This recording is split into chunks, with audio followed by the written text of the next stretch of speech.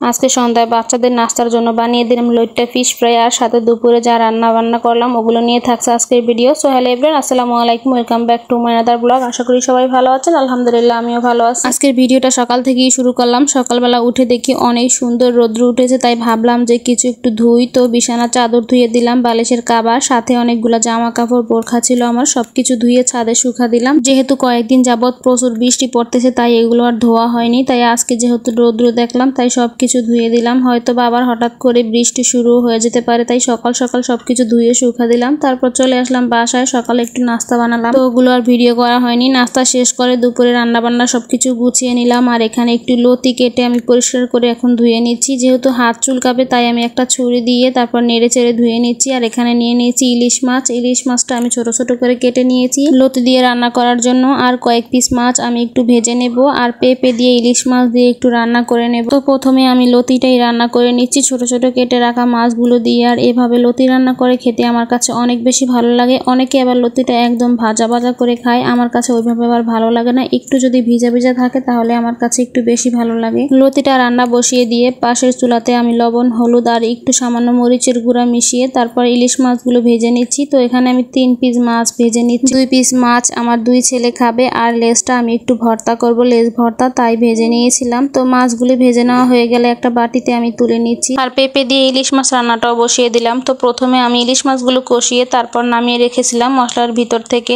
কারণ ইলিশ মাছগুলো আমি একদমই ভাজিনি, কাঁচাই রান্না করব, তাই আগেই মশলাতে কষিয়ে নিয়েছি। ইলিশ মাছ কষানো সেই মশলার ভিতরে দিয়ে দিলাম পেঁপেগুলো, দিয়ে ভালো করে কিছুক্ষণ কষিয়ে দিয়ে দিলাম ঝোলের পানি। তো অল্প কিছুক্ষণ রান্না করে দিয়ে দিলাম সেই কষিয়ে রাখা ইলিশ মাছগুলো। এখন কিছুক্ষণ রান্না করে নেব সেদ্ধ হওয়া পর্যন্ত। আর এদিকে আমি লতিগুলো একটু নেড়ে চেড়ে দিচ্ছি। এই লতিগুলো আমার শাশুড়ি মা আমাকে দিয়েছিলেন, তো অনেক কষ্ট করে পরিষ্কার করেছি। এর আগে আমি কখনো লতি পরিষ্কার করিনি হাত চুলকানোর ভয়ে। তো প্রথমে আমি হাতে পলিথিন দিয়ে তারপর একটু পরিষ্কার করার চেষ্টা করেছিলাম, কিন্তু হয়নি, হাত দিয়ে করেছিলাম। আর সাথে সাথে হাতটা সাবান দিয়ে ধুয়ে নিয়েছিলাম। আল্লাহর রহমত ততটা সমস্যাও হয়নি, খুব ভয় পেয়েছিলাম আমি। তো দুপুরে রান্না বান্না শেষ করে খাওয়া দাওয়া শেষ করে নিলাম। তারপর বিকেলবেলা আমার হাজবেন্ড কিছু বাজার নিয়ে আসছিল, সাথে তরমুজও নিয়ে আসছিল। তো বাজারগুলো আর ভিডিও করা হয়নি। সাপন সাইমন দুজনেই তরমুজ খুব বেশি পছন্দ করে, ওদের এইভাবে কেটে দিলে এইভাবেই খেতে পছন্দ করে, ছোলা সুদ্ধা, তাই এভাবেই কেটে দিলাম। আর বিকেলবেলা এই যে লইট্টা মাছ একটু ফ্রাই করব, তাই সুন্দর করে পরিষ্কার করে একদম মাখিয়ে নিয়েছিলাম মশলা দিয়ে।